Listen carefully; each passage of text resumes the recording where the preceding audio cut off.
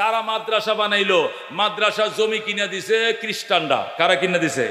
কলকাতা আলিয়া মাদ্রাসা জমি দিয়েছে খ্রিস্টানরা, বিল্ডিং বানায় দিয়েছে খ্রিস্টান, প্রিন্সিপাল খ্রিস্টান, সিলেবাস তৈরি করে খ্রিস্টান, বেতন দেয় খ্রিস্টান, বন্ধ করে খ্রিস্টান, খুলে খ্রিস্টান।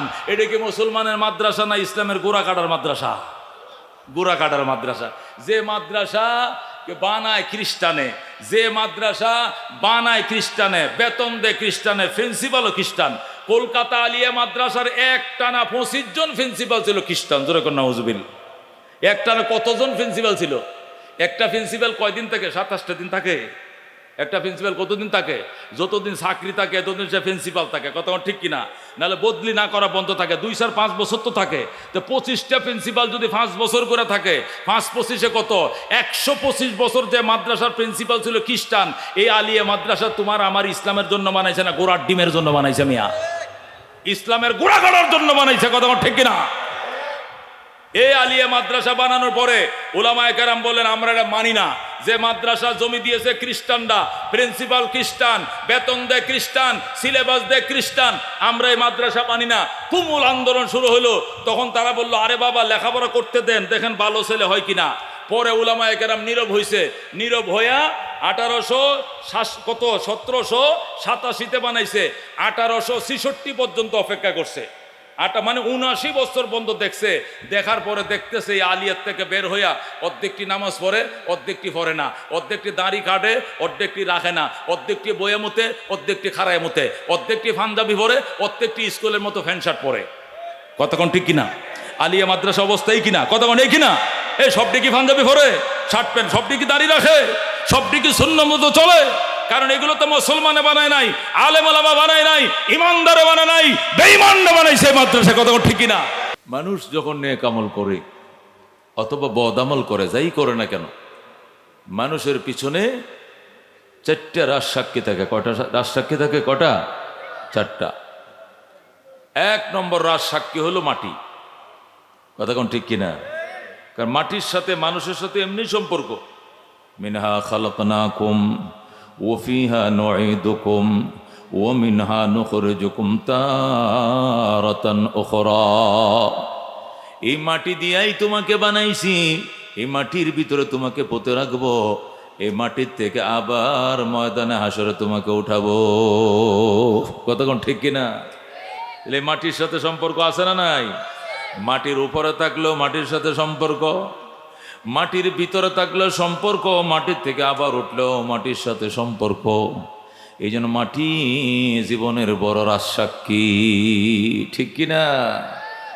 ও দুস্থ, ময়দানে মাশরে যদি পাপ করে অস্বীকার করো পাপ করি নাই, মাটি তোমার বিরুদ্ধে 1 নম্বর সাক্ষী দিবে। কতক্ষণ ঠিক কিনা?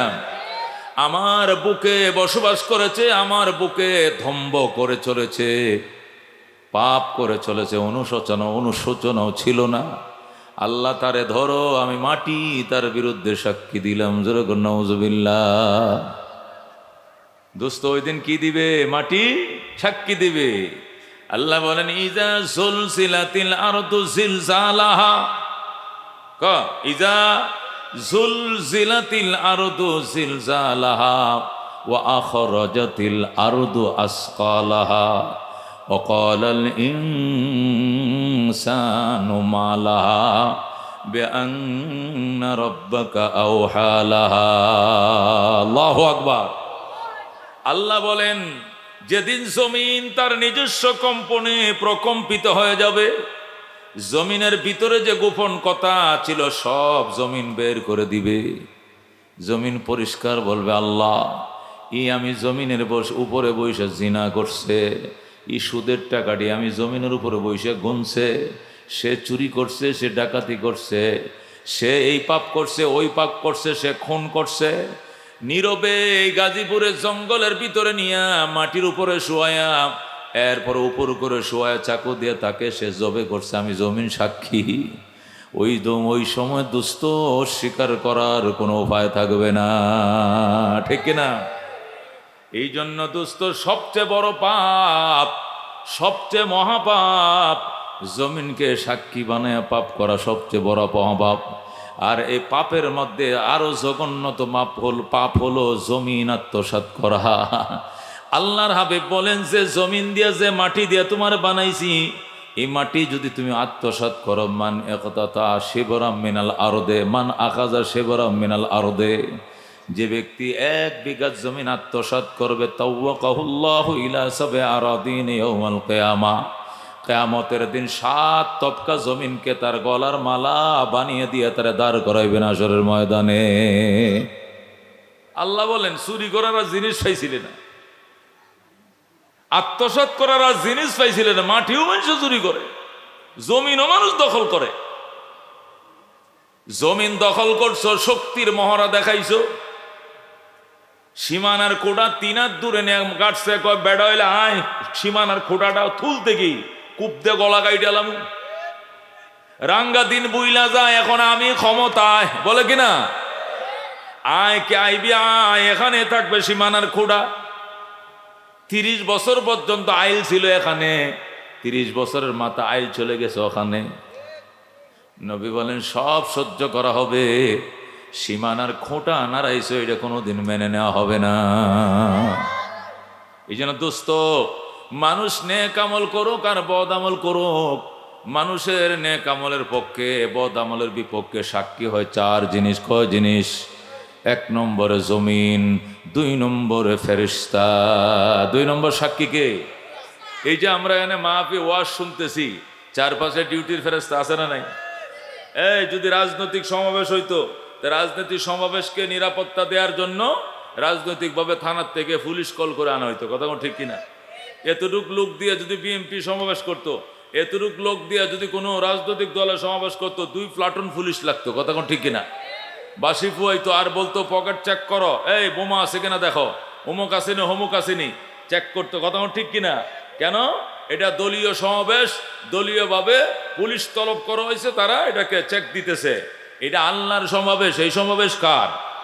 এই মজলিস কার? আল্লাহর। এই জন্য আল্লাহর নিরাপত্তা কর্মীরাও কিন্তু এখানে নামছে। আল্লাহর নিরাপত্তা কর্মীরা 4 দিকে বেষ্টন হয়ে দাঁড়ায় রয়েছে, কথা কোন ঠিক কিনা? আল্লাহর নিরাপত্তা কর্মীরা এখানে দাঁড়িয়েছে, এগুলো সব ক্যামেরা বন্দী হচ্ছে, সব ক্যামেরা বন্দী হচ্ছে। লা ইয়াসুন আল্লাহ মা আমারাহুম, লা ইয়াসুন আল্লাহ মা আমারাহুম। আল্লাহ যে হুকুম তাদেরকে দিচ্ছেন, বিন্দু পরিমাণ তারা এখান থেকে চুল বরাবর তারা খেয়ানত করে না, অবদ্ধতা করে না। যেভাবে বলা হচ্ছে এইভাবে পিকচার নিতেছে, ওইভাবে ঘটনা লিখতেছে। আমল নামায় সব কিছু ওঠানো হচ্ছে, বিন্দু পরিমাণ কিঞ্চিত পরিমাণ খেয়ানত চলছে না। ধরে কোন সুবহানাল্লাহ। তাহলে 2 নম্বর সাক্ষী ফেরেশতারা, কথা কোন ঠিক কিনা? আল্লাহ বলেন কিরামান কাতিবিন ইয়ালামুনা মা তাফআলুন। আল্লাহু আকবার। সম্মানিত লেখক ফেরেশতা, এরা জানে তুমি কি করছো, এরা জানে তোমরা কি করছো, সব এরা পাশে থেকে সব ক্যামেরাবন্দি করতেছে, কথা কোন ঠিক কিনা? মা ইয়ালফিযু মিন কাওলিন ইল্লা লাদাইহি রাকীবুন আতীদ। আল্লাহু আকবার। আল্লাহ বলেন কথাটা মুখ দেয়া বের হতে দেরি, এই কথা রেকর্ড হতে দেরি হবে না। এটা আল্লাহর ফেরেশতার সাথে সাথে রেকর্ড করে ফেলছে। এই জন্য দোস্ত, নেক আমল যে করছো, 1 নম্বর সাক্ষী তোমার পক্ষে জমিন, 2 নম্বর সাক্ষী হলো ফেরেশতা, 3 নম্বর সাক্ষী হলো আমল নামা, কথা কোন ঠিক কিনা? 3 নম্বর সাক্ষী হবে কি? আমল নামা। হাশরের ময়দানে আল্লাহ রাব্বুল আলামিন ফেরেশতা দিয়ে আমল নামা দিয়া দিবেন হাতে হাতে, আর বলা হবে ধরো ধরো তোমার আমল নামা, ধরো তোমার আমল নামা তুমি নাও। ইকরা কিতাবাকা, ইকরা কিতাবাকা, তোমার আমল নামা তুমি পড়ো। কাফা বিনফসিকাল ইয়াউমা আলাইকা হাসিবা, কাফা বিনফসিকাল ইয়াউমা আলাইকা হাসিবা। তোমার জীবনের হিসাব নিকাশের জন্য তুমি যথেষ্ট। এখানে সব লেখা আছে, আমার কিছুই বলার নাই। আল্লাহু আকবার। বান্দা আফসোস করতে থাকবে, আর নিজের ধ্বংস নিজে কামনা করতে থাকবে। ইয়া ওয়াইলাতানাম মা লিহাযাল কিতাব লা ইউগাদিরু সগীরাতাও ওয়ালা কাবীরাতান ইল্লা আহসাহা। আফসোস করবে আর কাঁদতে থাকবে, ইয়া ওয়াইলাতানা, হে আমার কপাল পোড়া, আমার ধ্বংস, আমি ধ্বংস, আমি কপাল পোড়া। কি হলো আমল নামার? লা ইউগাদিরু সগীরাতাও ওয়ালা কাবীরা, আমার জীবনের ছোট আমল বাদ দেয় নাই, বড় আমল বাদ দেয় নাই, সব এখানে লেখা রাখছে। আল্লাহু আকবার। কপাল পোড়ারা আল্লাহ দরবারে কাঁদতে থাকবে, আল্লাহ আমার জীবনেরটা উনি বরাবর কিছু বাদ হয় না, এখানে সব লেখা। আফসোস করবে আর কাঁদতে থাকবে, ইয়া ওয়াইলান লান উতা কিতাবি আল্লাম উতা কিতাবি আল্লাম উতা কিতাবিয়া, চিল্লাইতে থাকবে আর বলবে, আল্লাহ আমার কেন আমল নামা দেওয়া হয়েছিল? আমাকে যদি আমল নামা দেওয়া না হতো, আমল নামা দেওয়া না হতো, আমি বেঁচে যাইতাম। আমল নামা দিয়ে তো আমাকে বড় পেরেশানের মধ্যে ফেলে দেওয়া হয়েছে। আমার ঘুম হারাম হয়ে গেছে, খানা হারাম হয়ে গেছে, এমন আমল নামা কেন আমাকে আগেই দেওয়া হলো? আমল নামা পায়া মানুষ খুশি হবে, আর কপাল পোড়ার আমল নামা পায়া আগুনে জ্বলতে থাকবে। কথা কোন ঠিক কিনা? এলাই আমার কেন আমল নামা দেওয়া হলো, এই বলে সে চিৎকার মেরে কাঁদতে থাকবে। ও দুস্থ, তাহলে কি বুঝলাম? দুনিয়ার সিসি ক্যামেরা ফাঁকি দেওয়া যায়, ঠিক কিনা? এলিট ফোর্সকে ফাঁকি দেওয়া যায়। দুনিয়াতে তুমি সিআইডি পুলিশ ফাঁকি দিতে পারবা, ডিআইজি কে ফাঁকি, ডিএফআইজি কে ফাঁকি দিতে পারবা, সরকারি বিভিন্ন সংস্থা, গোয়েন্দা সংস্থাকে ফাঁকি দিতে পারবা, সিসি ক্যামেরা ফাঁকি দিতে পারবা, স্কুলের সিসি ক্যামেরাগুলো ভাঙ্গা এরপরে সিল মারতে পারবা, মাইরে তোমার মার্কারে জয় করা দিতে পারবা, এটা দুনিয়াতে পারবা। কিন্তু আল্লাহর ফেরেশতাদের আমল নামাকে ফাঁকি দেওয়া যাবে না। ফাঁকি দেওয়া যাবে? ফেরেশতাদেরকে ফাঁকি দেওয়া যাবে না। তুমি 7 তপকা মাটির নিচে যাইবা, সেখানেও ফেরেশতা তোমার সাথে থাকবে। বাথরুমে যাইবা, সেখানেও সাথে থাকবে। পানির নিচে ডুব দিবা, সেখানেও সাথে থাকবে। 7 আসমানে উঠবা, সেখানেও ফেরেশতা তোমার সাথে থাকবে, ফাঁকি দিতে পারবা না। সবচেয়ে বড় কথা, 4 নম্বর সাক্ষী হবে তোমার অঙ্গ প্রত্যঙ্গ। 4 নম্বর সাক্ষী কি হবে? তোমার অঙ্গ প্রত্যঙ্গ। তোমার হাত তোমার বিরুদ্ধে সাক্ষী দিবে, তোমার পা তোমার বিরুদ্ধে সাক্ষী দিবে, তোমার চোখ তোমার বিরুদ্ধে সাক্ষী দিবে, আমার নাক আমার বিরুদ্ধে সাক্ষী দিবে।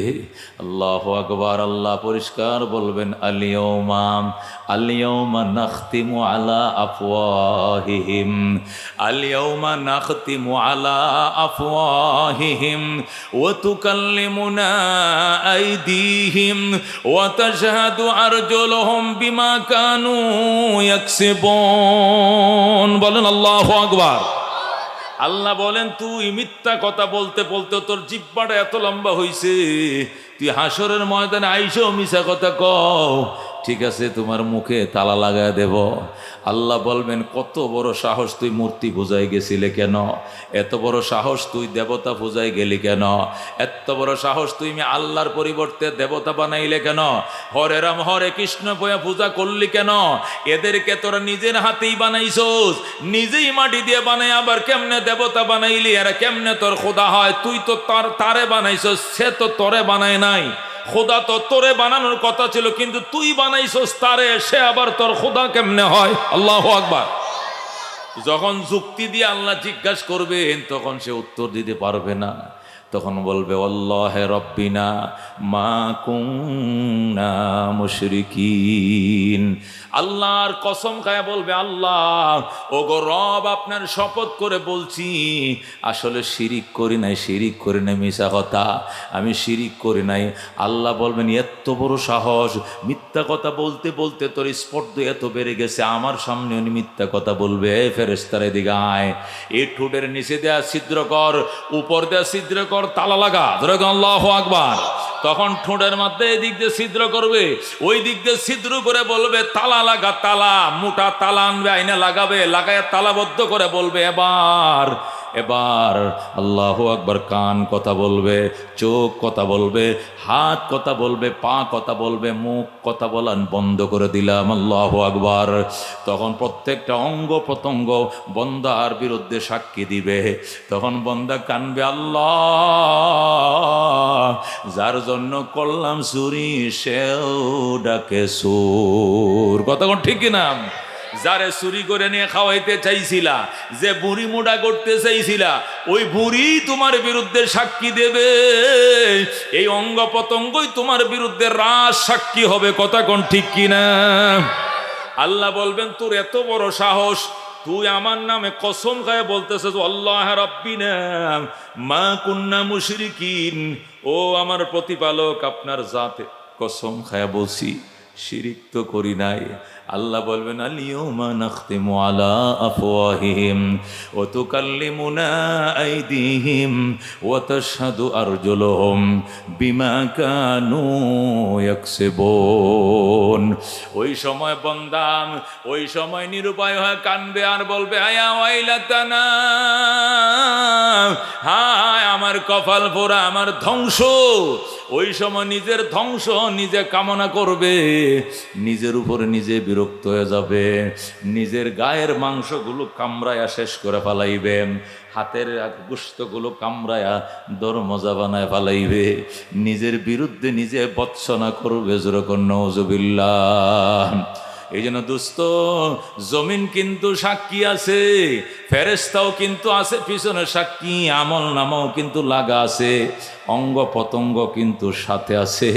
গুনাহ করতে বড় সাবধান। সাবধান থাকবেন তো ইনশাআল্লাহ। আল্লাহ, ইয়া আল্লাহ, গুনার ভয় অন্তরে ঢুকিয়ে দাও, তোমার ভয় আমাদের অন্তরে ঢুকিয়ে দাও।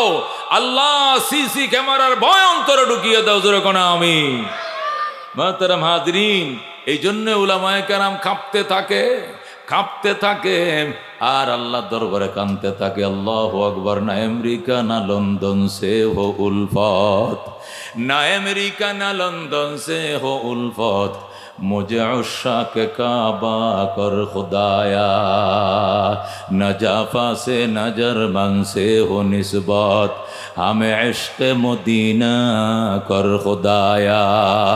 या अल्लाह, জাপান জার্মানের মহব্বত আমার অন্তরে নাই, আমেরিকা লন্ডনের মহব্বত আমার অন্তরে নাই।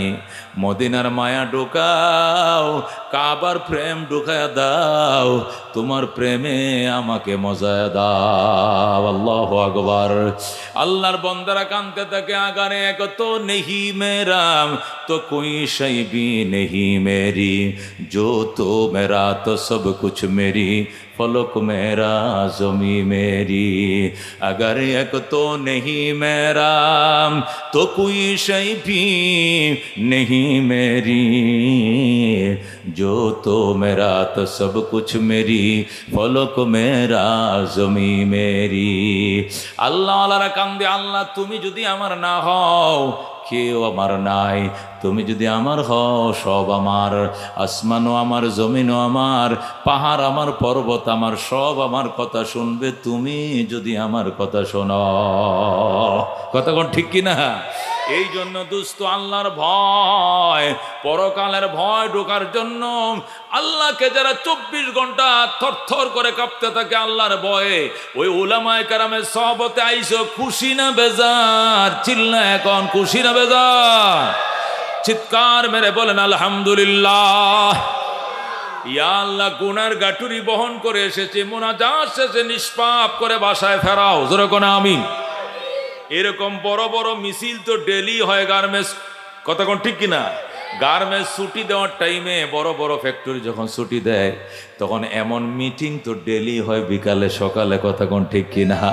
সকাল 7টায় যখন ঢুকে তখন প্যারাডাইসের বড় বড় ফ্যাক্টরিগুলো, স্কয়ারের বড় বড় ফ্যাক্টরিগুলো, এগুলো ঢুকতে এরকম মিলন মেলা হয়, বাইরে হইতে এরকম লোকের মিলন মেলা হয়। কথা কোন ঠিক কিনা? কিন্তু ওই মিলন মেলা আর আজকের মিলন মেলা কিন্তু এক নয়। কথা কোন ঠিক কিনা?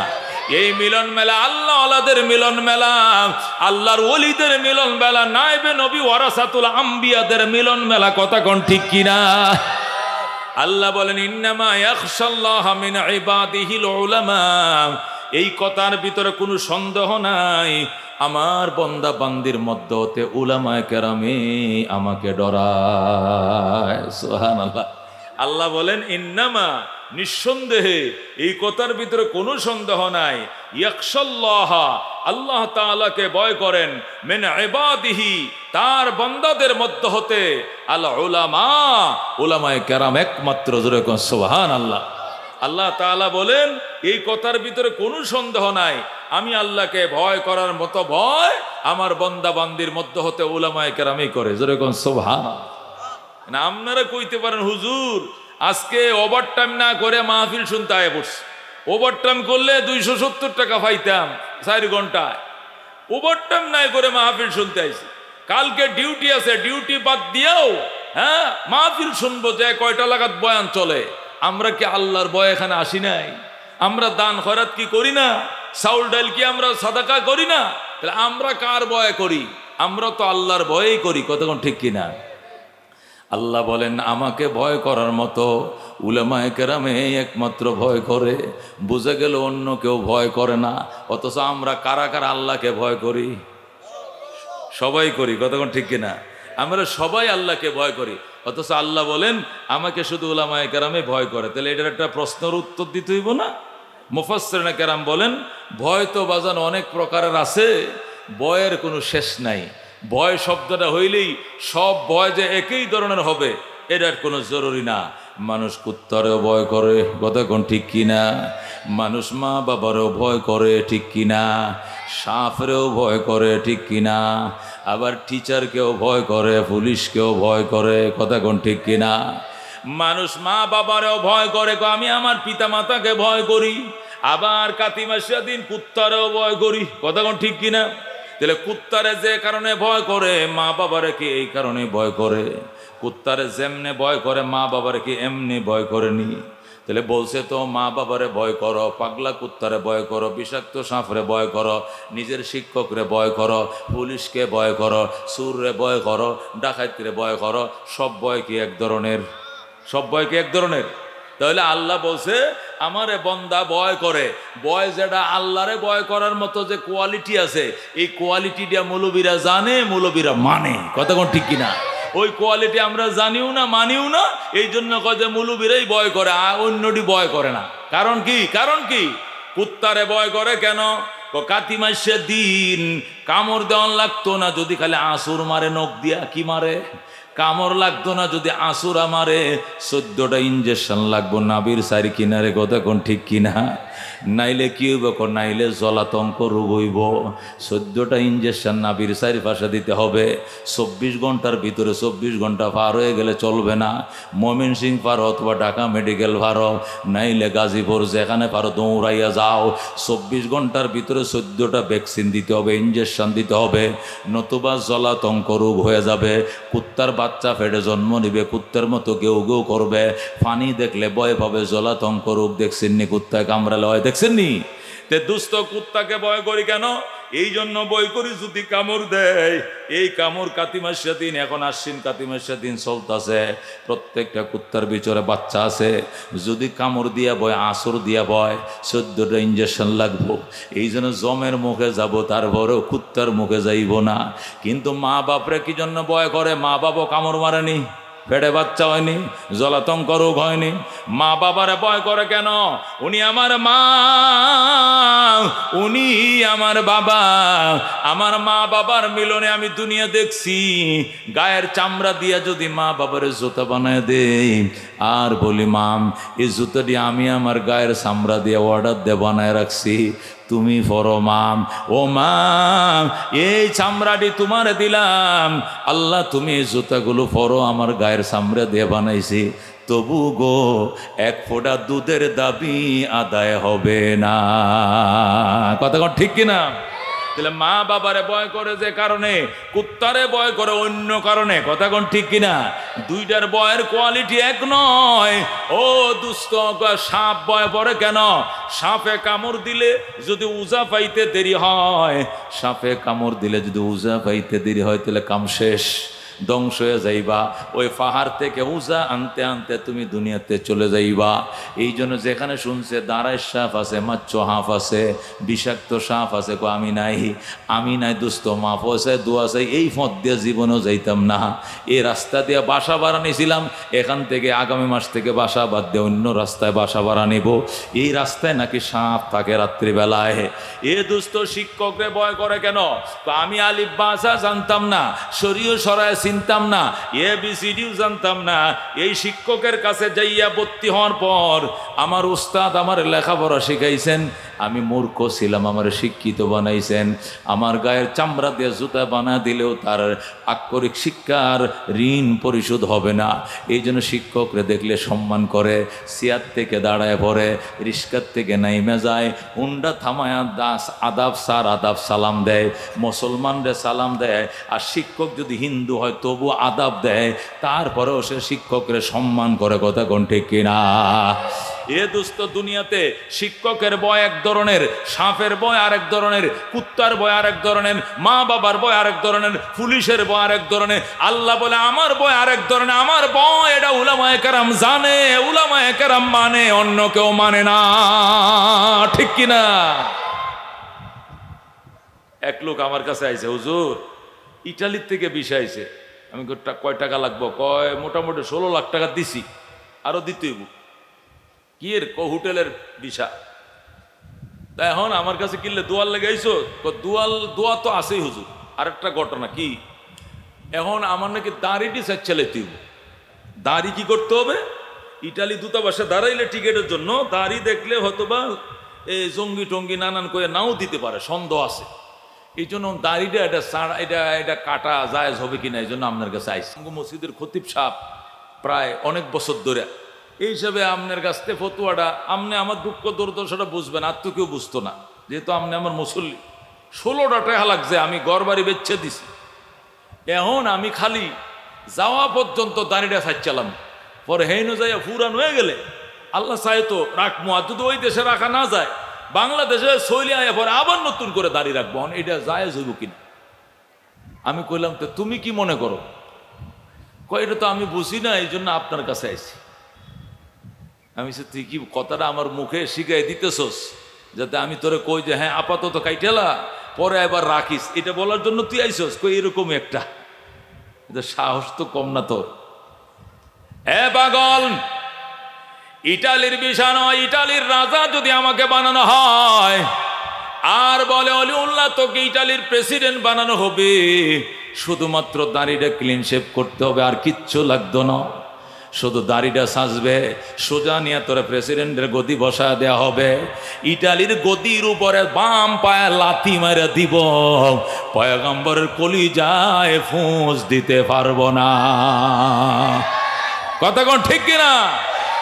এই জন্য দুস্থ এটা পাবলিকের দিনদারি আর মুলবিদের দিনদারি রাত দিন বেশ কম। কথা কোন ঠিক কিনা? এই জসিম, হেতের নাম কিতা? জসিম। এই জসিমে আমি যখন তারায় দিলাম, সে চলে গেল, কিছুদিন পরে শুনি সে দাড়ি কাটতেই গেছে। যেরকম নওয়াজুবিল্লাহ, সে ইটালি গেছে, ইটালি থেকে আইসে, আর ডরে আমার সাথে দেখা করে না, জুতা দিয়ে দিব আমারে। দাঁড়িয়ে এখনো রাখে নাই। মৌলবীরা এটা কোনোদিন পারতো না, একটা হাক্কানি আলেম কোনোদিন পারতো না। কথা কোন ঠিক কিনা? এই জন্য আল্লাহ বলছে ইন্নামা ইয়াখশাল্লাহ মিন ইবাদিহিল উলামা, আমি আল্লাহকে ভয় করার মতো ভয় আমার বান্দা বান্দীদের মধ্য হতে উলামায়ে কেরামই করি। কথা কোন ঠিক কিনা? ও দোস্ত, রহমতুল লিল আলামিন সাল্লাল্লাহু আলাইহি ওয়াসাল্লাম আল্লাহ রাব্বুল আলামিন থেকে যে ইলম আনছেন কোরআন দ্বারা, এবং যে ইলম বিতরণ করছেন হাদিস দ্বারা, এইগুলো যাদের ভিতরে সংরক্ষিত তাদেরকে উলামা বলা হয়। কথা কোন ঠিক কিনা? ইলম আর দুনিয়ার শিক্ষার মধ্যে বেশ কম আছে, খুব ভালো করে বুঝেন। ইলম বলা হয় ওই জ্ঞান, কোন ইলম বলা ওই জ্ঞান যে জ্ঞানের বাড়ি লৌহে মাহফুজে। কোথায়? আর বিদ্যা বলে ওই জ্ঞান যে জ্ঞানের বাড়ি মাটিতে। কোথায়? মাটিতে। কতক্ষণ ঠিক কিনা? ইলম বলা হয় আল্লাহ রসুলের প্রদত্ত জ্ঞানকে, আর জ্ঞান বলা হয়, বিদ্যা বলা হয়। নজরুল ইসলামে লেখছে, খাইরুল ইসলামে পড়ে, রবি ঠাকুরে লেখছে, কবি ঠাকুরে লেখে, জসিমউদ্দিনে লেখছে, করিমউদ্দিনে পড়ে, এটাকে বলে বিদ্যা। কথা কোন ঠিক কিনা? বিদ্যা আর এলেমের ভিতরে পার্থক্য আছে। দুনিয়ার বিদ্যাকে নিয়ে এলেমের সাথে লাগায়েন না। একটাই কইতেছে, হুজুর আমার ছেলেকে MBA BBA করার জন্য অস্ট্রেলিয়া পাঠাইতেছে, একটু মোনাজাত দিয়ে নামাজের পরে। আমি বললাম 1000 টাকা লাগবে, নাহলে মোনাজাত দিতাম না। কিয়া হুজুর, আমনে আমগো ইমাম, আমি এই ফালতু দুনিয়ার মোনাজাত দিয়ে আমগো 2 পয়সা লাভ হইব বেটা। কিয়া নবী কইছেন না যে জ্ঞান অর্জন করার জন্য শুধু সিনে যাও, এটা তো হাদিসের উপর আমি আমল করতেছি। আরাম দাদা নবী কি ওই তোর ABCD শিখতে যাইতে কইছে ন? হ্যাঁ, আগডুম বাগডুম গোড়াডুম সাথে ডাকডুল বাজে, এই হাওরুটি কাঁচামরিচ বিলাতি বিস্কুট শিখতে কইছে না কোরআন হাদিসের এলেম শিখতে বলছে? যেরকম আল্লাহু আকবার। নবী বলছে উতলুবিল ইলমা ওয়ালাউ কানা বিসিন, শরীয়তের এলেমের কথা যদি শুনো সিনে আছে, তাহলে ওই দূর দেশে যায় হইলো এলেম শিখবা, তারপর এলেম থেকে দূরে থাকবা না। যেরকম সুবহানাল্লাহ। এটা তোমার আগডুম বাগডুম শিখতে সিন যাইতে কয় নাই নবী, পাঁচানি। ও আচ্ছা, আমি তো মনে করছিলাম এলেম মানে শিক্ষা। তা আমরাও তো শিক্ষিত মানুষই, তো আমরা তো, তোরাও কি আলেম? তোরতে কেউ 2 রাকাত নামাজ পড়ো, তোর পিছনে মুসারের ঘরের মুসার, তোর ইমাম বানায় কি 2 রাকাত নামাজ পড়বো কেউ পিছনে? আলেম পিছে খুঁজে নামাজের জন্য। কতক্ষণ ঠিক কিনা? এরা ও তর্জমা করে, কয় এলেম মানে বিদ্যা। আমি তো বিদ্যাওয়ালা, আমি তো অনার্স মাস্টার্স কমপ্লিট করছি, তাহলে আমিও তো আলেম। হ্যাঁ, তো তর্জমা করিও না বাজান। আলেম বলা হয় যার ভিতরে কোরআন সুন্নাহর জ্ঞান আছে। বিদ্যা বলা হয় যার ভিতরে রবি ঠাকুর, কবি ঠাকুর, জসিমউদ্দিনের জ্ঞান আছে। আমি হব সকালবেলার পাখি, সবার আগে কুসুম বাগে উঠবো আমি ডাকি, সূর্যি মামা জাগার আগে উঠবো আমি জেগে, হয়নি সকল ঘুমোয় এখন মা বলবেন ডেকে। এটা কি এলেম না বিদ্যা? বিদ্যা। আলহামদুলিল্লাহি রাব্বিল আলামিন আর রহমানির রহিম মালিক ইয়াউমিদ্দিন। এটা কি? এটা কি এলেম? একটু বুঝছেন? এলেম আর বিদ্যার মাথা পার্থক্য বুঝেন। এলেম বলা হয় জ্ঞানকে, যে জ্ঞান জ্ঞানীকে পাহারা দেয়। জ্ঞানীরা কি দেয়? পাহারা দেয়। বিদ্যা ওই জ্ঞানকে বলে জ্ঞানীকে পাহারা দিতেও পারে, নাও দিতে পারে। কথা কোন ঠিক কিনা? এলেম আপনাকে পাহারা দিবে। একটা আলেমের নফস যদি বুদ্ধি দেয় সিনেমা দেখতে যা, একবার নফসে বুদ্ধি দিবে, 1000 বার তেলা এলেমে বাধা দিবে, যাইস না যাইস না যাইস না, তুই মুলুবি, মান যাইবো, ইজ্জত যাইবো। কথা কোন ঠিক কিনা? একবার শয়তানে ধোঁকা দিবে, একবার বন্ধু বান্ধবে ধোঁকা দিবে, 1000 বার তার এলেমে বাধা দিবে, তারা পাপ কাজ করাইতে দিবে না, দিবে না, দিবে না। কতক্ষণ ঠিক কিনা? কিন্তু বিদ্যায় বাধা দিতে পারে না, ও দিতে পারে। কতক্ষণ ঠিক কিনা? ঠিক কিনা? আমার এক পরিচিত প্রফেসর, প্রফেসর কলেজ টিচার, সে আমার সামনে পড়ছে 3 কোয়ার্টার পড়া, শুক্রবারের দিন। তাও কি বারে? শুক্রবারের দিন জুমার নামাজের পরে হাফ প্যান্ট ভিন্দে ঘুরতেছে। আমার তো মাথা নষ্ট হয়েছে দেখিয়া, আমার ভাইয়ের রক্ত মাথা। জুমার নামাজ পড়ো নাই? শরীর খারাপ হুজুর। হাই কি শরীর খারাপ? শুক্রবারের দিন, নাউজুবিল্লাহ মিন জালিক। জুমাটা ফরজতে খবিসের করে খবিস। হুজুর শরীরটা খারাপ, বেশি খারাপ। তো শরীর খারাপ তো রুডে হাঁটস কেমনে? ও সিগারেটের নিশা ঢুকছে, সিগারেট কিনতাম যাই। তো তুই ল্যাংটা কিনলে কে? ল্যাংটা না তো, এটা 3 কোয়ার্টার হুজুর। এটা তো বর্তমানে এটা একটা আপডেট পোশাক। বুঝছেন কথা? এটা বলে আপডেট পোশাক। তুমি কি গার্মেন্টসে চাকরি করো? কয় না, আপনি জানেন না আমি কলেজ টিচার। তো কলেজ টিচার, তুই টিচারই তো আধা ল্যাংডা। তোর ফুলাপান যেটা তোর কাছে পড়বে, এটা তো পুরাই ল্যাংডা থাকবো। তোর কাছে শিখবে নাকি? হুজুর আল্লাহ কোন কার মুখ দেখে বাইরে ছিলাম, একবারে বিসমিল্লাহ আপনার সামনে বললাম। আরে লজ্জারে দিলেন আমারে। আমি বললাম বয়স কত? 53। আবার 53 তার বয়স। আমি বললাম আমার ছোট ছেলেটার বয়স হলো 6। কত? 6 বছর বয়স। নুরানিতে পড়ে। কিতে পড়ে? শরীর পাক, জামা পাক, জাগা পাক, 17 টাকা অক্তসিনা, কেবলামুখী হওয়া, নিয়ত করা, দাঁড়াইয়া নামাজ পড়া, কেরাত পড়া, রুকু করা, সজদা করা, আখির বৈঠক, আহকামার কাম 13 ফরজ। কটা শিখছে? কটা শিখছে? আহকামার কাম 13টা ফরজ শিখছে। মাত্র 13টা ফরজ শিখছে। নুরানি প্রথম শিশু শ্রেণীতে পড়ে। এই ছেলেটারে তার মায় কয় আয় ফুট গোসল করায় দেই। ছেলে কয় মা তুমি গোসল করালে মানি না। কই কেন? তুমি আমার নুনু দেই খেলাইবা। হুজুরে কইছে ৭০ টাকা এটা ফরজ, এটা দেখানো যাবে না। আল্লাহু আকবার। এ খাডাস তোর বয়স 53, আমার ছোট বাচ্চাটার বয়স 6 বছর। তার 6 বছরের এই এলেমে তারে বাধা দিছে, সে হাঁটু দাম করবে না, নুনু দেখাবে না। মায়ে গোসল করালে সে মানে না, নিজের গোসল নিজে করে, ঠিক কিনা? মায়ে গোসল করালে তো হাফ প্যান্ট খুইলা লাইব, ফায়জামা খুইলা সাবান দিয়ে ডইলে গোসল করবে আমার ছোট ফোলা, ঠিক কিনা? কিন্তু সে কয় মা তুমি গোসল করালে মানি না। হুজুরে বলছে নুনুকে ওরে দেখান যাইতো না, হাঁটুর থেকে নাভি পর্যন্ত ডাইকা রাখা এটা ফরজ।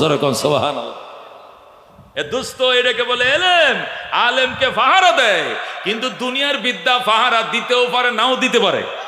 ভালো ফ্যামিলি হইলে, ইসলামিক ফ্যামিলি হইলে জেনারেল লাইনে পড়লেও দেখা যায় ফরজ টরজ ডাক্কা ডুক্কা রাখে, কিছু কিছু আছে, কিন্তু অধিকাংশ ল্যাংটা।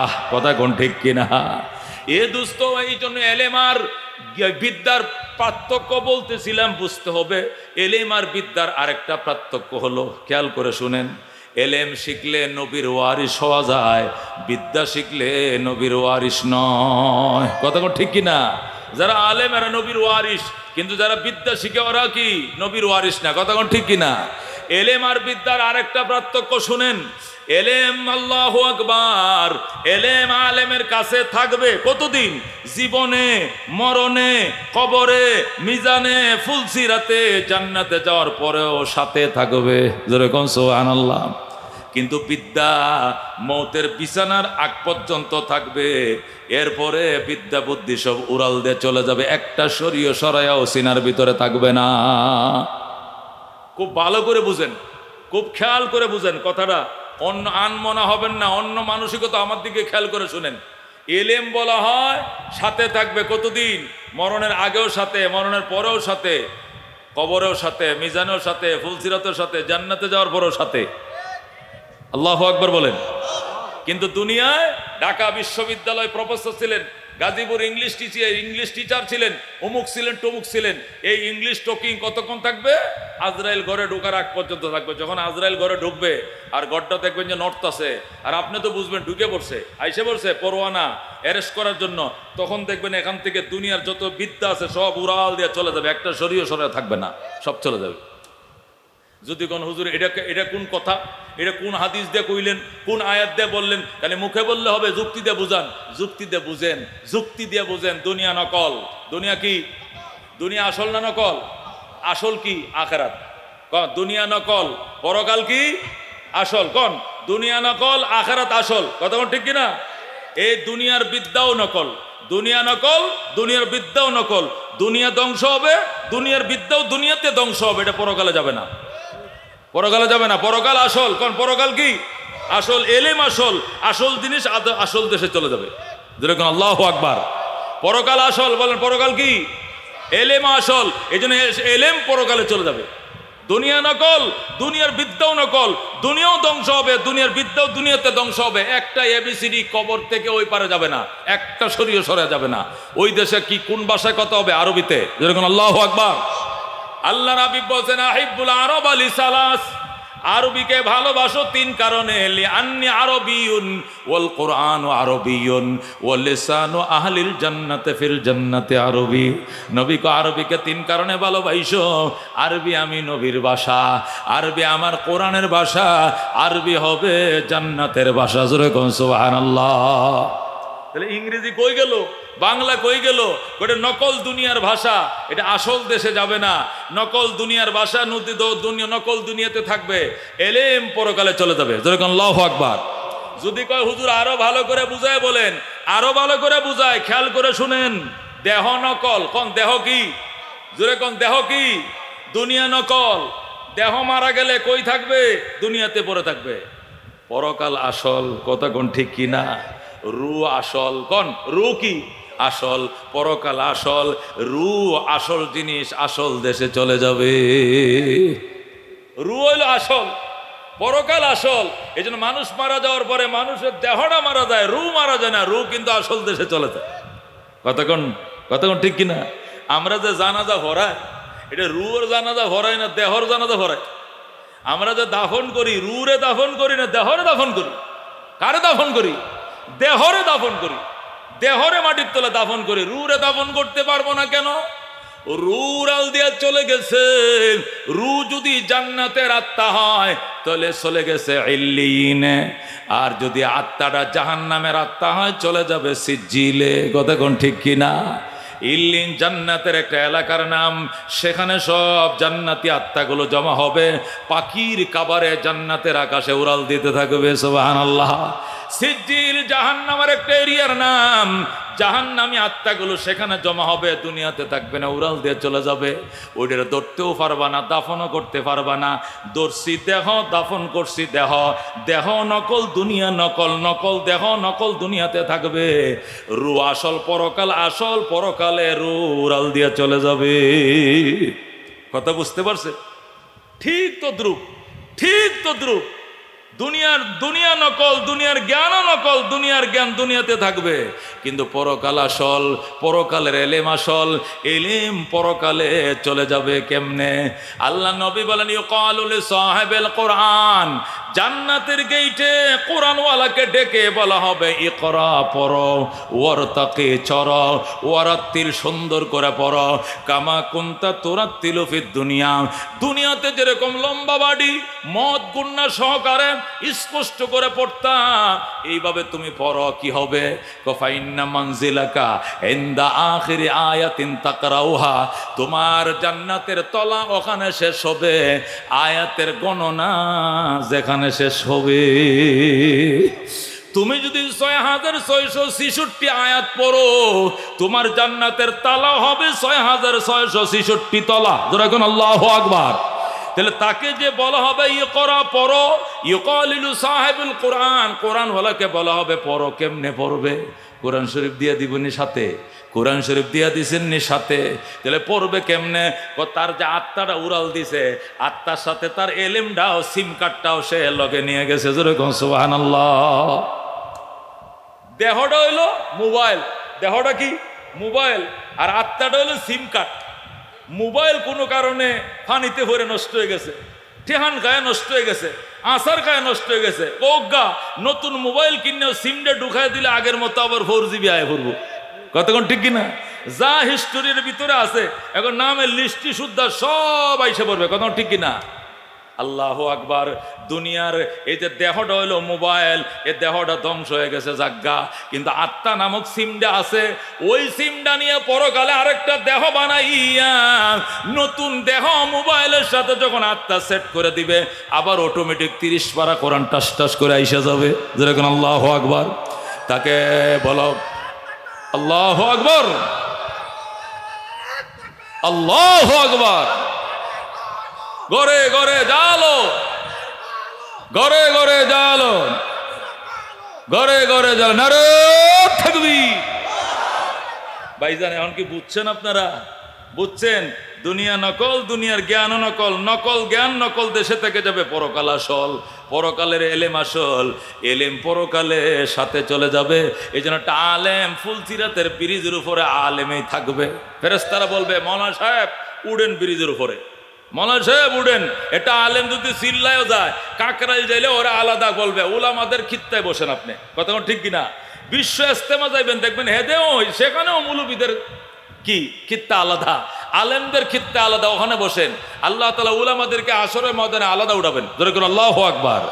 এই জন্য দোস্ত, এই আলেম বানানোর জন্য, কোরআন সুন্নাহর জ্ঞানের তালিম অব্যাহত রাখার জন্য আল্লাহ নবী মক্কা শরীফ সাহাবায়ে কেরামকে নিয়ে বসলেন।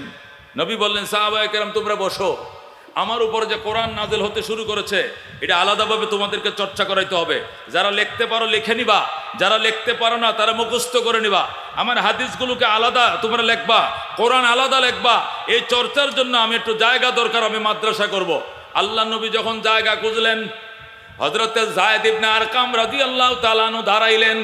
দাঁড়ায় বলেন ইয়া রাসূলুল্লাহ, ইয়া হাবিবাল্লাহ, আমি আমার বাবা আরকাম ইবনে আবিল থেকে ওই সফা পাহাড়ের পাশে একটু জায়গা পাইছি, এখানে ঘর বানাইতে চাইছিলাম। আমি নিজে থাকার জন্য, আমি বাহিরে তাঁবুর মধ্যে থাকব। আমি আমার বাবার থেকে পাওয়া এই জমিনকে মাদ্রাসার জন্য অক্ষ করে দিলাম। জোরে কোন সুবহানাল্লাহ। এই দারে আরকাম হযরতে আরকাম ইবনে আবিল উনি মারা গেলে উনার ছেলে যায়েদ ইবনে আরকাম রাদিয়াল্লাহু তাআলা আনহু এই দারে আরকাম, যারা আরকাম ইবনে আবিল থেকে যায়েদ ইবনে আরকাম পাইছিলেন, নবীকে দিয়া দিলেন। আল্লাহ নবী মক্কায় মাদ্রাসা বানাইলেন। এখানে 13 বছর শিক্ষা দীক্ষা হয় মাদ্রাসায়, কওমি মাদ্রাসা। 13 বছর ছিল মক্কায় দারে আরকামে কওমি মাদ্রাসা। নবী বানাইছেন। কে বানাইছেন? নবী বানাইছেন। নবী প্রিন্সিপাল, নবী প্রতিষ্ঠাতা। আবু বকর, ওমর, উসমান আলী তারা ছাত্র। কথা ঠিক কিনা? কোরআন তাদের সিলেবাস, হাদিস তাদের কি সিলেবাস। নবী প্রতিষ্ঠাতা প্রিন্সিপাল, নবী প্রতিষ্ঠাতা প্রিন্সিপাল। আবু বকর, ওমর, উসমান আলী হলো ছাত্র, কোরআন হাদিস হলো সিলেবাস, কওমি মাদ্রাসা। কথা ঠিক কিনা? এটা 13 বছর পর্যন্ত ছিল। এরপরে নবী হিজরত করে মদিনায় চলে গেলেন। মদিনায় যাইয়া তিনি প্রথম মসজিদ বানাইলেন। মদিনায় মসজিদ ছিল না, মসজিদ বানাইলেন।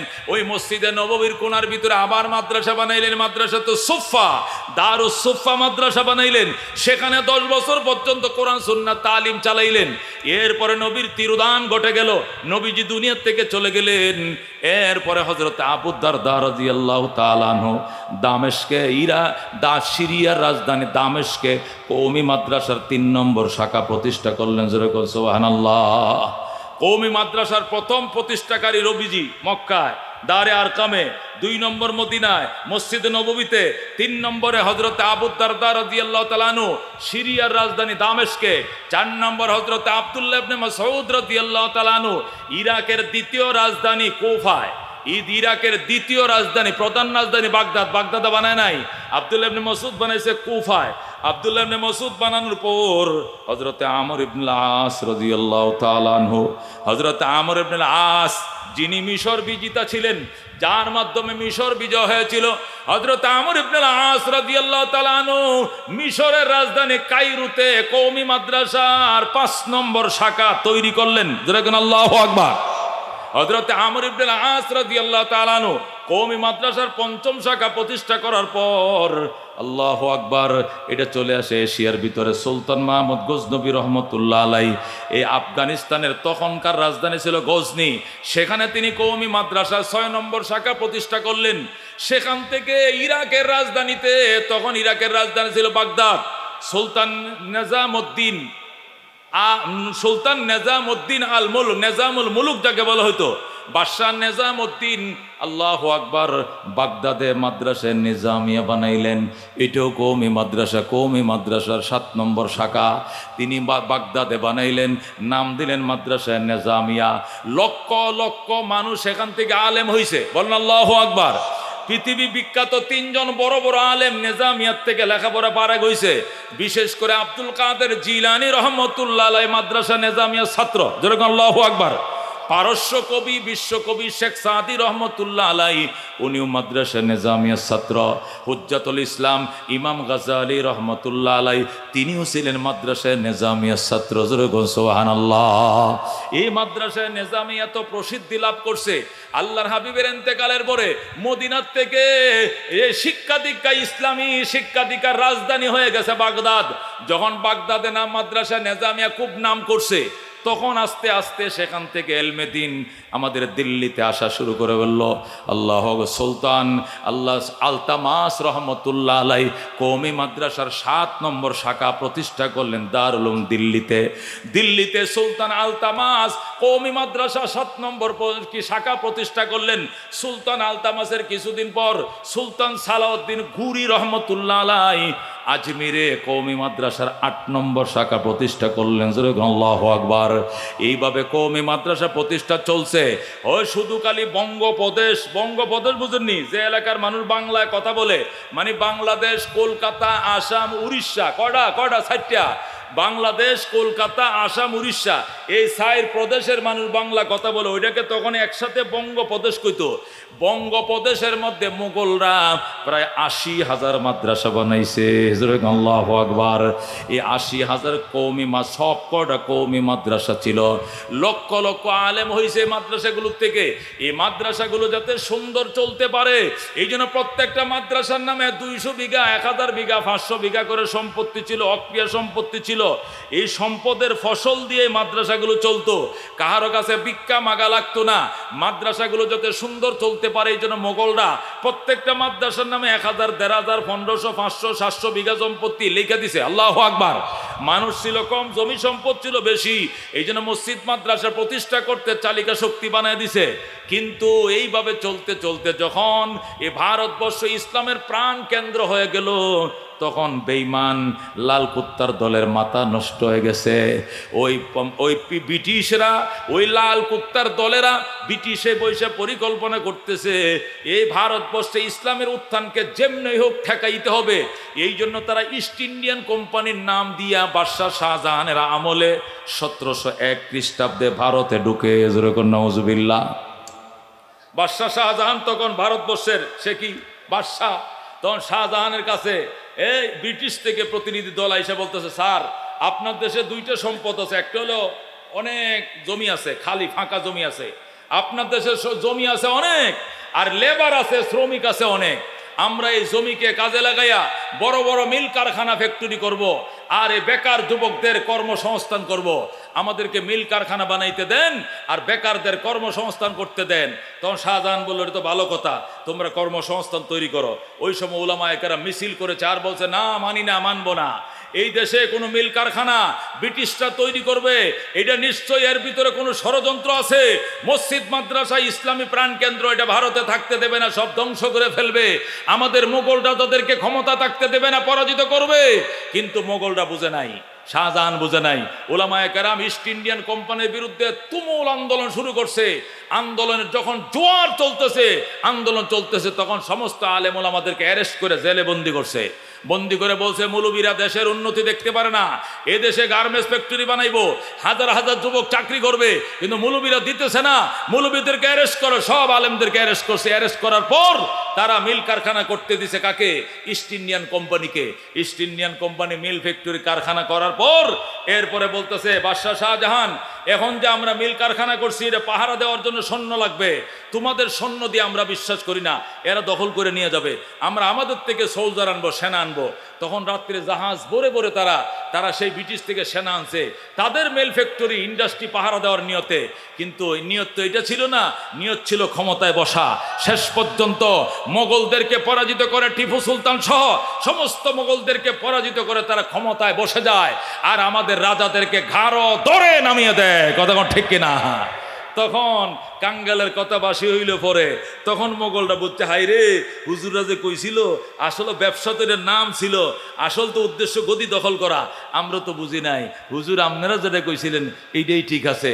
শেষ পর্যন্ত সবাই পরাজিত হলো, তারা ক্ষমতায় বসে গেল। ক্ষমতায় বসার পর তারা বলতেছে, দেখেন এদেশে হিন্দু মুসলমান দুই ধর্মের মানুষে আছেন, মুসলমান থেকে হিন্দু বেশি, এই জন্য গণেন তো এই এলাকার মধ্যে মসজিদ কয়টা? 3টা মসজিদ। একটা মসজিদকে মন্দির বানান, না হলে বৈষম্য হবে, হিন্দুরা যাতে পূজা করতে পারে। একটা মসজিদকে মন্দির বানান আর 2টা মসজিদ থাক, তাহলে ঠিক আছে। মুসলমান কি পড়বে, বাইরে না বাইরে মানছে, আচ্ছা ঠিক আছে, যেহেতু 3টাই মসজিদ, একটাও মন্দির নাই এখানে, আচ্ছা একটা মসজিদকে তারা মন্দির বানাবে আর 2টা মসজিদ থাকবে। কিছুদিন পরে বলতেছে, দেখেন হিন্দু তো বেশি, মুসলিম কম, তাহলে মসজিদ 2টা, মন্দির একটা, এটা তো হয় না, মসজিদ আর একটা কমান, ভাঙ্গা মসজিদও একটা, মন্দিরও একটা। যেরকম নাউজুবিল্লাহ। এর কিছুদিন পর ব্রিটিশ ফরমান জারি করলো, যে যে এলাকার মধ্যে মুসলমান আছে শুধু ওই এলাকায় মসজিদ থাকবে, অন্য এলাকার মধ্যে অল্প মুসলিম যেখানে, এখানে মসজিদ কোনো প্রয়োজন নাই, শুধু মন্দির থাকবে। এইভাবে করতে করতে সমস্ত মসজিদ মাদ্রাসাগুলোকে ঘুরিয়ে দিয়েছে, ধ্বংস করে দিয়েছে। যেরকম নাউজুবিল্লাহ। শুধুমাত্র মন্দিরগুলো ছিল। এরপরে উলামায়ে কেরাম তুমুল আন্দোলন শুরু করেছে। প্রচুর আন্দোলনের মুখে ব্রিটিশরা পলানোর রাস্তা পাইতেছিল না, এমন আন্দোলন শুরু হয়েছে, ব্রিটিশ কোন দিকে পলাবে যখন কুল পাচ্ছিল না, তখন যায়া মুসলমানদেরকে সান্ত্বনা দেওয়ার জন্য 1701-এ তারা ঢুকছে, 1787-তে তারা কলকাতা আলিয়া মাদ্রাসা তারা বানায় দিছে। আমাদেরকে বানায় দিয়ে বলতেছে, 80,000 মাদ্রাসা ভেঙ্গে একটা মাদ্রাসা বানায় দিলাম, একটাই 80,000-এর কাম দিব, আপনারা এইটাতেই সন্তুষ্ট থাকেন।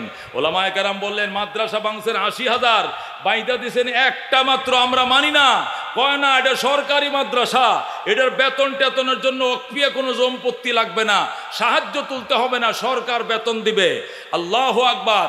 তারা মাদ্রাসা বানাইলো, মাদ্রাসা জমি কিনে দিছে খ্রিস্টানরা। কারা কিনে দিছে? কলকাতা আলিয়া মাদ্রাসা জমি দিয়েছে খ্রিস্টানরা, বিল্ডিং বানায় দিয়েছে খ্রিস্টান, প্রিন্সিপাল খ্রিস্টান, সিলেবাস তৈরি করে খ্রিস্টান, বেতন দেয় খ্রিস্টান, বন্ধ করে খ্রিস্টান, খুলে খ্রিস্টান। এটা কি মুসলমানের মাদ্রাসা না ইসলামের গোড়া কাটার মাদ্রাসা? গোড়া কাটার মাদ্রাসা। যে মাদ্রাসা বানায় খ্রিস্টানে, যে মাদ্রাসা বানায় খ্রিস্টানে, বেতন দেয় খ্রিস্টানে, প্রিন্সিপালও খ্রিস্টান। কলকাতা আলিয়া মাদ্রাসার একটানা 25 জন প্রিন্সিপাল ছিল খ্রিস্টান। জোরে কর নাউজুবিল্লাহ। একটানা কতজন প্রিন্সিপাল ছিল? একটা প্রিন্সিপাল কয়দিন থাকে? 27টা দিন থাকে। একটা প্রিন্সিপাল কতদিন থাকে? যতদিন চাকরি থাকে ততদিন সে প্রিন্সিপাল থাকে। কথা ঠিক কিনা? নাহলে বদলি না করা বন্ধ থাকে। 2-5 বছর তো থাকে। তো 25টা প্রিন্সিপাল যদি 5 বছর করে থাকে, 5-25 কত? 125 বছর যে মাদ্রাসার প্রিন্সিপাল ছিল খ্রিস্টান। এই আলিয়া মাদ্রাসা তোমার আমার ইসলামের জন্য বানাইছে না গোড়ার ডিমের জন্য বানাইছে? মিয়া, ইসলামের গোড়া গড়ার জন্য বানাইছে। কথা ঠিক কিনা? এই আলিয়া মাদ্রাসা বানানোর পরে উলামায়ে কেরাম বললেন আমরা এটা মানি না। যে মাদ্রাসা জমি দিয়েছে খ্রিস্টানরা, প্রিন্সিপাল খ্রিস্টান, বেতন দেয় খ্রিস্টান, সিলেবাস দেয় খ্রিস্টান, আমরা এই মাদ্রাসা মানি না। তুমুল আন্দোলন শুরু হলো। তখন তারা বলল আরে বাবা লেখাপড়া করতে দেন, দেখেন ভালো ছেলে হয় কিনা। পরে উলামায়ে কেরাম নীরব হয়েছে। নীরব হইয়া 1787 বানাইছে, 1866 পর্যন্ত অপেক্ষা করছে। মানে 79 বছর বন্ধ দেখছে। দেখার পরে দেখতেছে এই আলিয়াত থেকে বের হইয়া অর্ধেকটি নামাজ পড়ে, অর্ধেকটি পড়ে না, অর্ধেকটি দাড়ি কাটে, অর্ধেকটি রাখে না, অর্ধেকটি বইয়ে মতে, অর্ধেকটি খাড়ায় মতে, অর্ধেকটি পাঞ্জাবি পরে, অর্ধেকটি স্কুলের মতো প্যান্ট শার্ট পরে। কতক্ষণ ঠিক কিনা? আলিয়া মাদ্রাসা অবস্থায় কিনা? কতক্ষণ এই কিনা? এই সবটি কি পাঞ্জাবি পরে, শার্ট প্যান্ট, সবটি কি দাড়ি রাখে, সবটি কি সুন্নাহ মতো চলে? কারণ এগুলো তো মুসলমানে বানায় নাই, আলেম ওলামা বানায় নাই, ইমানদারে বানায় নাই, বেঈমানরা বানাইছে মাদ্রাসা। কথা ঠিক কিনা? যা হইতাছে না। আমারে যদি এক হিন্দু ভদ্রলোক টাকা দেয়, হিন্দু ভদ্রলোক মসজিদ বানায় দেয়, এরপরে হুজুর আপনারা নামাজ পড়েন, এটা কেমন মসজিদ হইব? কতক্ষণ কেমন মসজিদ হইব? নামাজটা কেমন নামাজটা হবে? এরপরে উলামায়ে কেরাম যখন 1866 খ্রিস্টাব্দে আসলো, উলামায়ে কেরাম বলল 80 বছর অপেক্ষা করেছি, রেজাল্ট ভালো নয়, দাড়ির সংখ্যা কম, নামাজের সংখ্যা কম, পাঞ্জাবির সংখ্যা কম, এলেমের পরিমাণ কম, বগাত এলেমের মালিক হতে পারে না। আমরা এই সান্ত্বনার মাদ্রাসা মানি না।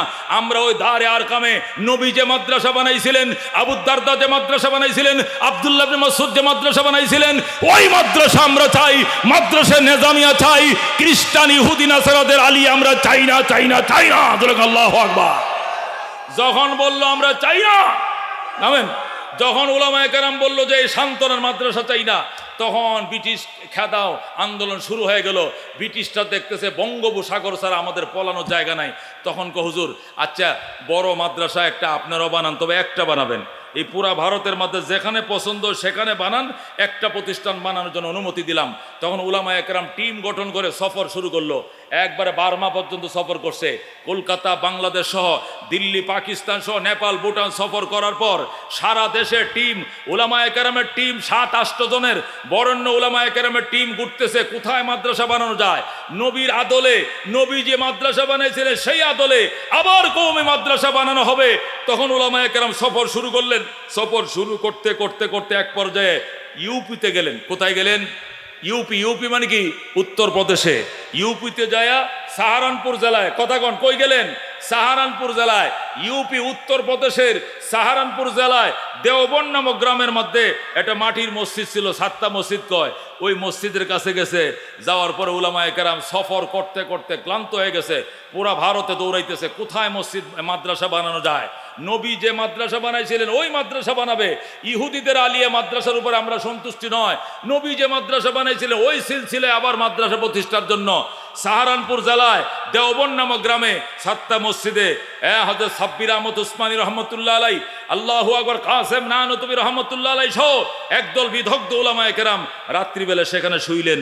ইস্তেখারার দোয়া পড়ে শুইলেন, তাহাজ্জুদের নামাজ পড়ে শুইলেন, সেহরি খায়া শুইলেন। এরপরে রাত্রে স্বপ্ন দেখতেছেন আল্লাহর হাবিব সাল্লাল্লাহু আলাইহি সাল্লাম হাজির। জোরে আল্লাহু আকবার। রাহমাতুল লিল আলামিন সাল্লাল্লাহু আলাইহি সাল্লাম আইসা কইতেছ কাসেম নানতবি আয়, এক হাতে কাসেম নানতবিরে ধরছে, আর এক হাতে নবীজি লাঠি নিচে হাতে নিয়া লাঠি দিয়া দাগ দিছে, আর বসে আমি দাগ দিয়া গেলাম। এই এলাকায় সকালবেলা ঘুম থেকে উইটাম, আমি নবীর হাতের লাঠির ইশারা যেটুক পাইবা এতটুক কই দারুল উলুম দেওবন্দ মাদ্রাসার বাউন্ডারি বানাইবা। আল্লাহু আকবার। ও দোস্ত, যে কয়জন একসাথে শুইছিল সবাই স্বপ্ন দেখছে। সকালবেলা উঠে কো কি স্বপ্ন দেখলাম, কো কি দেখছেন, কো এই দেখছি, এই দেখো আমিও তো এইটা দেখছি। উনি কো আমিও তো এইটা দেখছি। উনি বলে আমিও তো একটাই দেখছি। সব যখন একটাই দেখছে তখন তারা এই জঙ্গল দিয়ে হাঁটা শুরু করলো, আর দেখতেছে লাঙ্গল দিয়া দাগ দিলে যেরকম রেক পড়ে যায়, পয়গম্বরের হাতের লাঠির ইশারা এরকম রেক পড়ে গেছে, যেরকম সুবহানাল্লাহ। ওই দারুল দেওবন্দ মাদ্রাসা, এটা নবীর হাতের লাঠির ইশারার মাদ্রাসা। নবী জীবদ্দশায় যে মাদ্রাসা বানাইছিলেন, নবীর ইন্তেকালের পরেও রুহানি ভাবে পয়গম্বর স্বপ্ন যুগে আবার সেই কওমি মাদ্রাসা উদ্বোধন করে গেছেন, যেরকম সুবহানাল্লাহ। এই যে হইল দেওবন্দ মাদ্রাসা। ও দোস্ত, এই কথাগুলো কেন বলতে হয় এটা আপনাদেরকে বোঝানোর জন্য বলতেছি। এটা এই জন্য বলতে হয়, অনেকে প্রশ্ন করে কো হুজুর আমরা জেনারেল শিক্ষা একমুখী, আমাদের জেনারেল শিক্ষা কি বাংলা মাধ্যম হোক বা ইংলিশ মিডিয়াম হোক, ইংলিশ মিডিয়াম হোক বা বাংলা মিডিয়াম হোক, আমাদের জেনারেল শিক্ষা তো একমুখী, কিন্তু আপনাদের ধর্মীয় শিক্ষা দুই ধরনের কেন, বলে কিনা? এই কথা কোন বলে কিনা? হুজুর আপনাদের ধর্মীয় শিক্ষা দুই ধরনের কেন? কিছু আলিয়া দাখেল ফাজেল আলেম কামেল, আর কিছু কওমি কাফিয়া সরে বেকায়া মেশকা জালালেন দাওরা, কিছু কওমি কিছু আলিয়া। আমাদের জেনারেল শিক্ষা একমুখী, কিন্তু আপনাদের ধর্মীয় শিক্ষা দুইমুখী। কারণটা কি? কিছু কওমি কিছু আলিয়া, বলে কিনা? বলে কিনা? যত ফেরকা সব হুজুরগোর, আমরা তো শিক্ষাও এক, আমরা সব কিছু এক, কিন্তু হুজুররা শিক্ষাটাই ফইলে দুই ধরনের। এইটা শোনো দোস্ত, এটা বোঝানোর জন্য বলছি, আমাদের শিক্ষা একমুখী আগেও ছিল, একমুখী এখনো আছে, মাঝখানে দ্বিমুখী শিক্ষা ইহুদির বাচ্চারা, বেঈমানের বাচ্চারা, লাল কুত্তারা দিয়া গেছে।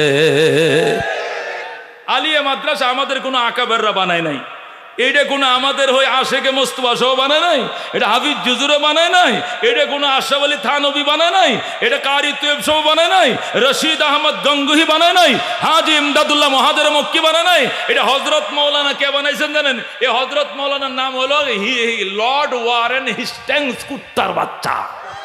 কথা ঠিক কিনা? ব্রিটিশের কি ছিল? গভর্নর ছিল এই ভারতবর্ষে, তার নাম কি ছিল? Lord Warren Hastings. বলছেন কিনা ইতিহাসে? ওই হজরত মৌলানা কুকুরের বাচ্চা রেডি বানাইছেন। কথা কোন ঠিক কিনা? এটা কোনো মুসলমানের বাচ্চায় আলিয়া মাদ্রাসা বানায় নাই। আলেম ওলামা দূরের কথা, নামাজি দূরের কথা, আল্লাহর ওলি হওয়া দূরের কথা, হজরত মৌলানা দূরের কথা, কোনো ইমানদারই বানায় নাই কওমি মাদ্রাসা, আলিয়া মাদ্রাসা। কথা কোন ঠিক কিনা?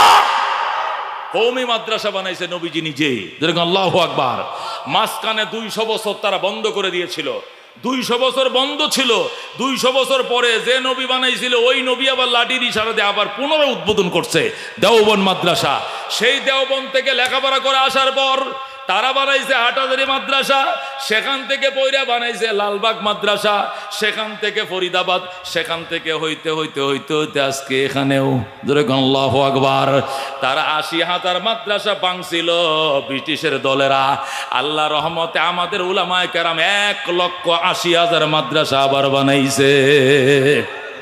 তারা ভাঙছিল 80,000, আমাদের মাতার তাজ মুরব্বীরা বানাইছে 1,80,000। যেরকম আল্লাহু আকবার। বাংলাদেশে বর্তমানে 85 লক্ষ আলেম আছে, যেরকম আলহামদুলিল্লাহ। 24 লক্ষ কোরআনের হাফেজ আছে, যেরকম আলহামদুলিল্লাহ। 85 লক্ষ আলেম, 24 লক্ষ কোরআনের হাফেজ বাংলাদেশে। খুশি হয়েছেন কিনা? আলহামদুলিল্লাহ বলেন। রাজিনা কিসমাতাল জব্বার ফিনা লানা ইলমুন ওয়ালিল আদায়ে মালু ফাইন্নাল মা লা ইয়াফনা আন করিবিন ওয়া ইন্নাল ইলমা ইয়াবকা লা ইয়াজালু লাকাদ জানাল বিলাদা ওয়া মান আলাইহা ইমামুল মুসলিমিন আবু হানিফা ফামা ফিল মাশরিকিনা লাহু নাযীরু ওয়ালা ফিল মাগরিবিনা ওয়ালা বিকুফা। যুরকুন মারহাবা। এই জন্য আল্লাহ নবী ডাক দিয়া বলছেন, মান করাল কোরআন, আমার হাতে প্রতিষ্ঠিত মাদ্রাসায় আসো, আল্লাহর কোরআন পড়ো, ফাস্তাযহারাহু, সিনার ভিতরে ধারণ করো। নবী বলেন, এই কোরআন পড়ে যারা সিনায় ধারণ করবেন, আদখালাহুল্লাহু তাআলা আল জান্নাহ, ওই হাফেজে কোরআনকে আল্লাহ প্রথম জান্নাতের টিকিট দিবেন। সে দাঁড়ায় থাকবে টিকিট নিয়ে, আমার মায় কই, আমার বাবায় কই, আমার লজিং মাস্টার কই, আমার সভাপতি সেক্রেটারি ওদেরকে না দিলে যাবো না। তখন আমার আল্লাহ ফেরেশতাদেরকে বলবেন, ওয়াশফাহু ফি আশরাতিন মিন আহলি বাইতিহি কুল্লুহুম কদ ওয়াজাবাত লাহুন নার, আরো 10টা ব্যক্তিকে সুপারিশের অনুমতি দিলাম, যাদের উপরে জাহান্নাম ওয়াজিব, এমন 10টাকে লগে নিয়ে জান্নাতে ঢুকে যাও। জোরে কোন আল্লাহু আকবার। এ ভাই দুস্থ বুজুর্গ, মেশিন তুমি চালাও, ফ্যাক্টরিতে চাকরি তুমি করো, 18 ঘন্টা ডিউটি করো, নিজের ছেলেদেরকে কষ্ট দিও না, নিজে কষ্ট করো, বউরে কষ্ট করাইতেছ, সন্তানকে সোনার সন্তান, মদিনার সন্তান বানাও, আলেম বানাও, ইজ্জত পাবে দুনিয়াতে, তোমার সন্তান তোমার জানাজা পড়াবে। আল্লাহ বলবেন, যা বন্দা, বাপের জানাজা তুই পড়াইছিস, কাতার সোজা করেন, এটা আমার বাবার জানাজা, বাবার লাশ, আমি তার সন্তান, আমি তার ফুলা নামাজ পড়াইতেছি। আল্লাহু আকবার, আল্লাহু আকবার, আল্লাহু আকবার। আসসালামু আলাইকুম রহমতুল্লাহ, আসসালামু আলাইকুম রহমতুল্লাহ। আল্লাহ বলবেন, বন্দা, নিজের বাবার জানাজা তুমি পড়াইলা, আল্লাহুম্মা গফিরলি হাইয়িনা কয়ে ডাক দিলাম, আমি আল্লাহ তোর বাবার লাশ মাটির উপরে থাকতে তার জীবনের সব গুনাহ মাফ করে দিলাম। এই জন্য দোস্ত, এমপির বাবারই অহংকার নাই, মন্ত্রীর বাবারই অহংকার নাই, যে অহংকার, যে গর্ব, যে ভাগ্য আল্লাহ হাফেজের বাবাকে দান করেছে। কথা কোন ঠিক কিনা? হাফেজের বাবার কপাল দিয়া প্রধানমন্ত্রীর বাবার কপালে বাড়ি বড় সুরমার হয়ে যাবে। কথা কোন ঠিক কিনা? 17 বছর ক্ষমতা থাকার পর হাইরে ইজ্জত, রান্না করা বাট্টা পর্যন্ত খায়া যাইতে পারছে না। আয়ের মাছ দিয়ে কি দিয়ে না, টমেটো দিয়ে না কি দিয়ে ঝুল করছিল বলে শুনছি, আমি তো দেখি না, শুনছি আর কি। এটি ঢাকা বিশ্ব তো ফুলাভান্ডি খাইয়া লিস। আরে বেচারি আয়ের মাছটা বাগাইছে, নিজে বাগাইছে, তোরা এটি অন্তত খাইয়া যাইতে দিতে। 15টা বছর ছিল দেশের মধ্যে। মুসলমান, এইটা হলো দুনিয়ার ইজ্জতের অবস্থা। কাপড়টা বদলাইয়ে পারে নাই, এক কাপড়ে বিদেশ চলে গেছে। কথা ঠিক না? কিন্তু উলামায়ে কেরামকে আল্লাহ যে সম্মান দিবেন, হাসরের ময়দানে স্টেজ কায়েম করবেন। যেরকম আল্লাহু আকবার, স্টেজ কায়েম করেন, উলামায়ে কেরামকে সম্মান প্রদর্শন করবেন কে? আল্লাহ। যেরকম আল্লাহু আকবার। এই জন্য দুস্থ উলামায়ে কেরাম আল্লাহ তাআলা জমিনের মধ্যে শ্রেষ্ঠত্ব দান করেছেন। আল্লাহ বলেন, কুল হাল ইয়াস্তাবিল্লাযীনা ইয়ালামুন ওয়াল্লাযীনা লা ইয়ালামুন ইন্নামা ইয়াতাযাক্কারু উলুল আলবাব। এ রাসূল, আপনি জিজ্ঞেস করেন, যারা জানে এবং যারা জানে না তারা কি কোনোদিন সমান হবে? যারা ইলমে দ্বীন অর্জন করেছে এবং যারা করে নাই কোনোদিন সমান হবে না। আমার আল্লাহ বলছেন, যেরকম আল্লাহু আকবার। এই জন্য দুস্থ ভাইও, এই বানিয়ার ছালা দাওরা হাদিস মাদ্রাসা হাজার হাজার আলেম তৈরি করেছে, হাজার হাজার কোরআন হাফেজ তৈরি করেছে। এই এলাকার জন্য বড় নিয়ামত, বিশাল বড় নিয়ামত। ময়দানে মাশরে নাজাতের জন্য আল্লাহর হাবিব বলছেন, আল্লাহর কোরআনে আল্লাহ নিজে বলছেন, ওয়াবতাগু ইলাইহিল ওয়াসিলা ইয়া আইয়ুহাল্লাযীনা আমানুত্তাকুল্লাহ। ঈমানদারের আল্লাহকে ভয় করো। ওয়াবতাগু ইলাইহিল ওয়াসিলা, আল্লাহর কাছে ওসিলা তালাশ করো। ওসিলা কি? ওসিলা মানে মাজার নয়, ওসিলা লাল ফিতা নয়, ওসিলা শালু কাপড় নয়, ওসিলা কবর নয়। ওসিলা 4 জিনিসের নাম। কয় জিনিসের নাম? 1 নম্বর ওসিলা হলো কিতাবুল্লাহ, 2 নম্বর ওসিলা হলেন রাসূলুল্লাহ, 3 নম্বর ওসিলা হলো ইবাদাতুল্লাহ, 4 নম্বর ওসিলা হলো রিজালুল্লাহ। যেরকম সুবহানাল্লাহ। আল্লাহ 4টে জিনিসকে ওসিলা বানাইছেন ময়দানে হাসরে নাজাতের জন্য। 1 নম্বর ওসিলা হবে কিতাবুল্লাহ, আল্লাহর কিতাব হবে বন্দার জন্য ওসিলা। কোরআন সুপারিশ করবে, জান্নাত দিয়ে দিবে। নবী সুপারিশ করবে, জান্নাত দিয়ে দিবে। ইবাদত সুপারিশ করবে, জান্নাত দিয়ে দিবে। রিজালুল্লাহ, কোরআন হাফেজ যারা, আলেম যারা সুপারিশ করবে, জান্নাতে নিয়ে যাবে। মুসিবতের দিনে উলামায়ে কেরামের সাথে কারা কারা জান্নাতে যাইতে চায়? হাত বাড়ায়। লিল্লাহি তাকবীর। আল কোরআনের আলম, আল হাদিসের আলম, নারে তাকবীর।